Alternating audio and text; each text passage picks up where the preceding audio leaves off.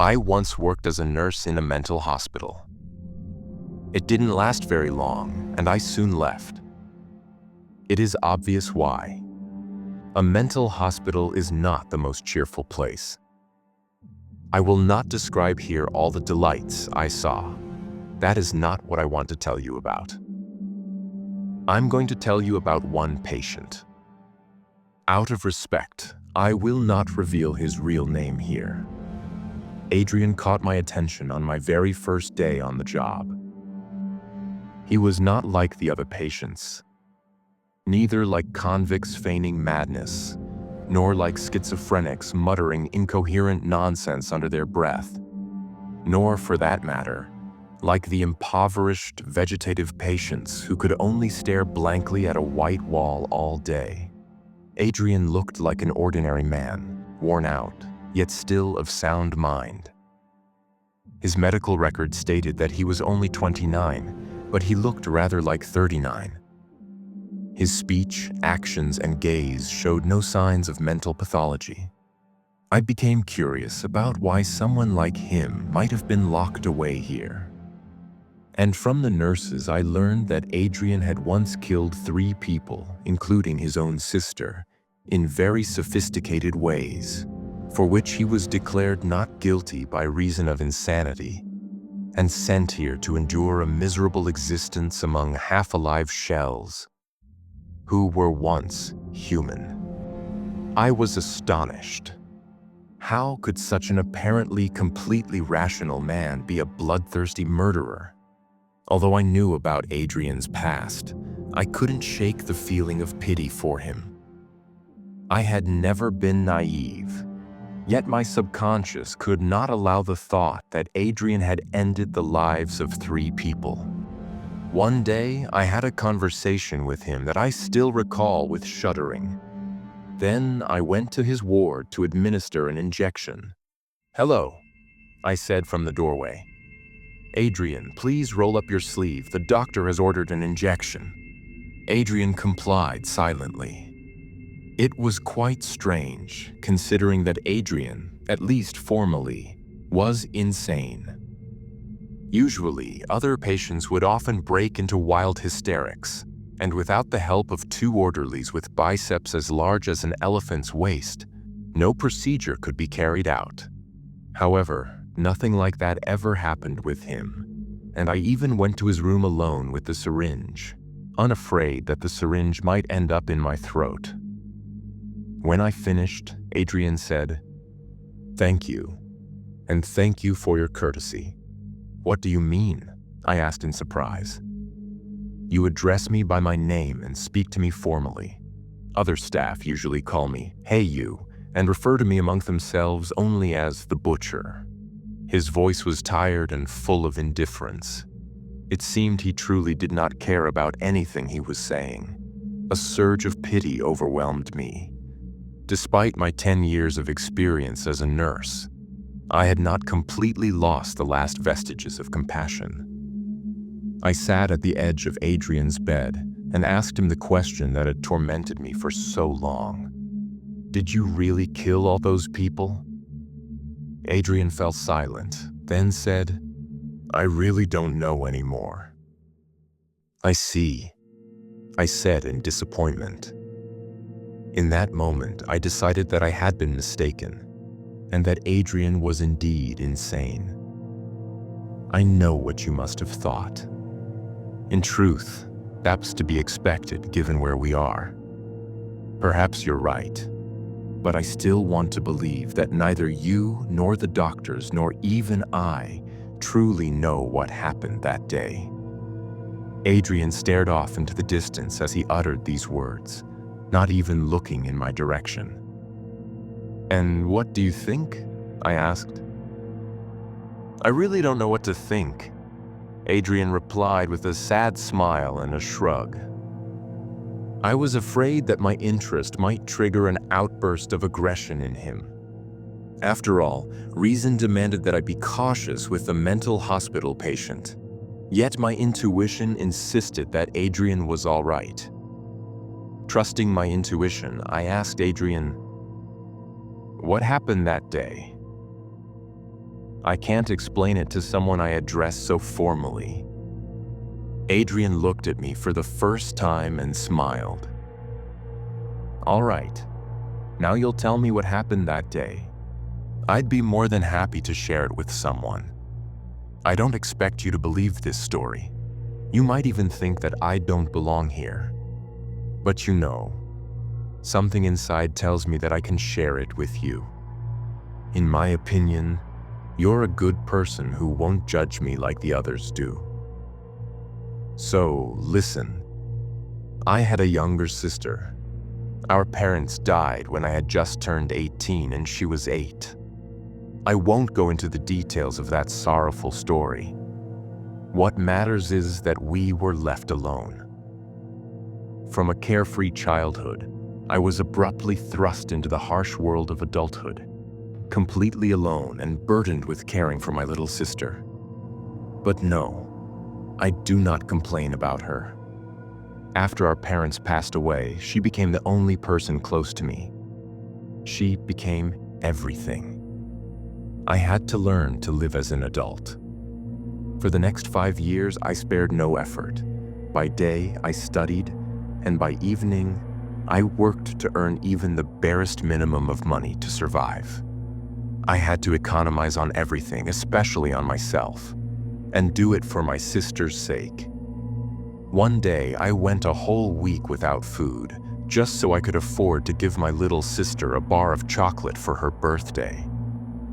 My sister couldn't help me, but her childish smile was enough for me. I think you understand what I went through back then. My nerves were on edge, and I could only sleep in the few free minutes I had. Minutes. Yes, I know, you as a medic are surprised that I didn't lose my mind back then. Only unwavering will and the happiness of my sister saved me. Adrian's story was interrupted by his brief laugh, and then he continued. So that's how we lived, until I found a decent job after graduating from college. It seemed that we would finally start living a normal life. I had already made plans for the future and never suspected that my illusory happiness was doomed to disaster. And then that disaster came in the form of a small flyer hanging on a pole. My sister noticed it when we were walking back from the store with our groceries. "Oh, look, a circus has come to our town," she said then. "I've always thought that traveling circuses only exist in movies or somewhere abroad, not in our godforsaken little town." Adrian interrupted his story once again and covered his eyes with his hands. But I managed to notice a heavy tear streaming down his cheek. "I'm sorry," he said, sobbing. I cannot recall her voice calmly. "Don't tell me if it causes you pain," I said as gently as possible. "No, please listen." I did not want to worsen his suffering by refusing, so I agreed to keep listening. Then I asked her, "Do you want to go?" And she immediately agreed. In truth, when I asked her, I had hoped she would refuse because I absolutely hate circuses. They always filled me with dread, but for the sake of my sister, I forced myself to agree to go. The circus was located outside the city, in a wooded area. At first, we took a train, and then we walked through the forest. It was summer. The weather was wonderful, and it was evening, so we experienced nothing but the pleasure of a forest stroll. When we reached the circus, I had to summon all my willpower to suppress the wave of negative emotions that the sight of the big top brought me. My sister, on the other hand, was full of joy. How old was she back then? Oh, 16. We walked inside, sat down on a bench, and waited for the show to begin. A few minutes before the show started, everyone who came was handed small red slips of paper. Each one had a number written on it.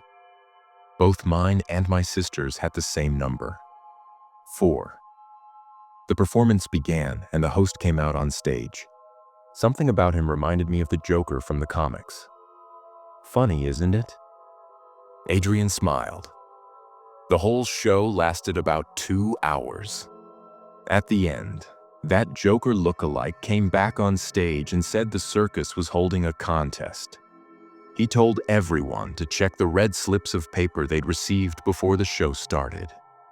Then the host announced that everyone whose paper had the number 4 was a winner of the qualifying round and must come up on stage immediately to take part in the contest. I didn't like this at all. My first instinct was to leave, but my sister was so excited. She really wanted to participate. I forced myself to push down all the negativity and even smiled as we walked up on stage. Besides us, 2 more people came out. We were lined up, and the host announced that a unique contest had been devised for each participant. The host approached the first person in our line. He was a man of about 30, and announced that his contest was to eat pastries as fast as possible. To applause, several clowns brought a table, a chair, and a huge plate filled with cream pastries onto the stage. The contestant immediately began devouring the pastries, and the host moved on to the next participant, a young woman whose contest was that she would be blindfolded and different animals would be brought to her one by one so they could lick her hands. The girl was supposed to guess which animals they were. Everything in that spectacle irritated me more and more with each passing moment. I absolutely did not want to participate in these contests or even be there at all. Adrian sighed and continued, "Perhaps I should have just grabbed my sister and run away back then." After the girl, it was my sister's turn. She was supposed to dance in a circle with other girls dancing with ribbons without getting entangled in them. Then that damn host approached me. But before he could even open his mouth, I immediately said to him, practically growling, "Get away from me, you..." The host didn't miss a beat and merely joked that I should wash my mouth out with soap, and that would be my contest. 2 clowns approached me and tried to grab me by the shoulders, but I broke free. My anger got completely out of control. I wanted to step outside for some fresh air to calm down, but the clowns blocked my path. They tried to catch me and carry out the host's orders, but I fiercely pushed them away, ran out from under the big top, tripped, and fell straight to the ground. The show was supposed to start at 6 in the evening and end at 8, but when I found myself outside, I realized it was already deep into the night. Time had passed completely unnoticed. My sister and I might have missed the train, so I turned around to return to the big top, but it was already gone. Adrian could no longer hold back his tears. He lowered his head into his palms, and the ward was filled with his sobs. Only after I injected him with a sedative did he manage to stop his sobbing. I decided that it was unprofessional of me to torment a person like that, and I told him to lie down and sleep. But he practically begged me to let him speak, and not knowing why myself, I agreed. The big top is gone, and in its place I saw only a few large torches illuminating. Oh my God. Adrian again covered his face with his hands. I know you won't believe that such a thing is even possible, but back then, among the torches, I saw a crowd of half-decomposed clowns instead of circus performers. Bones jutted out from their rotting flesh, in which worms swarmed. Now I saw that the man who was eating pastries for a timed contest was fed not pastries at all. Those clowns were tearing pieces from themselves and shoving them into that man's mouth, and he swallowed greedily. With the young woman, everything was the opposite. Living, half-skeletal remains were devouring her, and she only laughed and said, "Oh, that looks like a little dog, and that is probably a little goat." At first, I was in shock, but when my gaze reached my sister, the cold paws of fear squeezed my fiercely beating heart and cast it into the black waters of despair. My sister, my beloved, my one and only, for whom I had lived the past 8 years, lay lifeless on the ground, while those monsters wrapped her body in barbed wire. When I saw it, my mind dissolved, my vision clouded, and not feeling my own body, I collapsed onto the ground. When I woke up in the morning, I immediately rushed to report what had happened to the police. I told them everything as I had seen it. What a fool I was. I couldn't even imagine how the police would perceive my words. I can only imagine how it must have looked from the outside. Some crazy guy leading the police to 3 corpses and saying that these people were killed by a troupe of rotten circus performers. Do I even need to mention that I was declared the murderer and found not guilty by reason of insanity? Though perhaps that's for the best. They say it's better here than in prison. Adrian looked into my eyes with his tired gaze and said, "Now you know how I ended up here." I had nothing to say to him, so I merely patted his shoulder gently and suggested that he rest. When I left his ward, the head nurse approached me and asked why I had spent so long with Adrian. "We had a little chat," I replied. "About what?" the senior nurse asked suspiciously. "Just about everything," I murmured. "Strange. It seems you made an impression on him because he rarely speaks to anyone," she added. I did not try to find out anything else about Adrian from him or anyone else. I worked in that hospital for a few more months, and during that time, Adrian and I almost became friends. Several months passed after I left the hospital.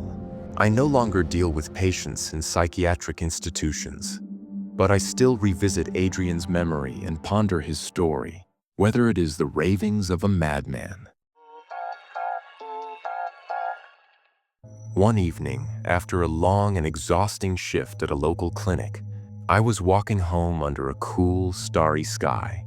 As I passed an empty intersection, my attention was caught by a brightly lit poster. "Return of the traveling show, only next week." The design was bold, and the promise was tantalizing, evoking memories. Could it be that this poster is a sinister omen, a harbinger of future events? Or is it merely a coincidence, a trick of my uneasy memory? And then, before I could get far away from the poster while walking down the street, I felt a gust of wind that brought a small red ticket with the number 4 under my shoe.